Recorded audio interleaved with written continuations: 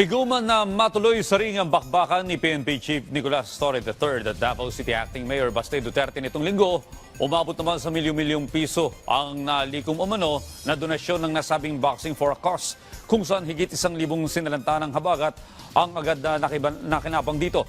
Ang detalye sa report ni Vel Custodio.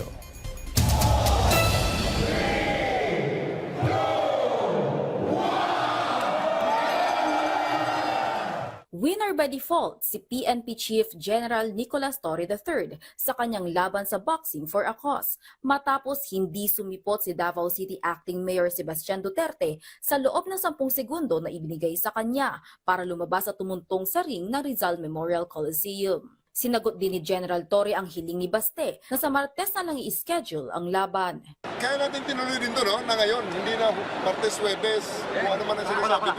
Well, unang-una, ang mga tulong ay dapat na natin mailabas sa ating mga kababayan.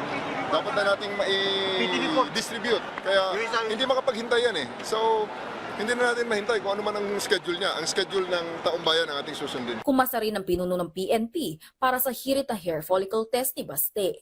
Well, unang-una, kaming dalawa lang naman involved dito. Kung hair follicle test sa aming dalawa, ay anytime, anywhere, pwedeng-pwede na mag-hair follicle test kami. Kasama sa audience ng Boxing for a Cause si Interior Secretary John Vic Remulla. Ito'y bilang pagsuporta niya sa Boxing for a Cause. Napurnada man ang bakbakan, umabot naman sa 16 million pesos na cash donation, habang 4.2 million worth ng delata at mga bigas ang nalikom. Mula yan sa mahigit 300,000 ticket sales. Nagpasalamat naman ang Department of Social Welfare and Development kay PNP Chief Torre. Pagkatapos ng boxing event, dumiretso na sa Baseco, Manila ang PNP sa pangunguna ni General Torre. Dito binigyan ng relief goods ang nasa mahigit 1,000 individual na apektado ng habagat. Kasama na riyan ang tricycle driver na si Anthony na pansamantalang nahito ang hanap buhay dahil sa pagbaha sa Baseco. Mahirap kasi walang kinikita, baha, lakas ng hangin, ulan. Nagpapasalamat din po ako na may tumulong din po.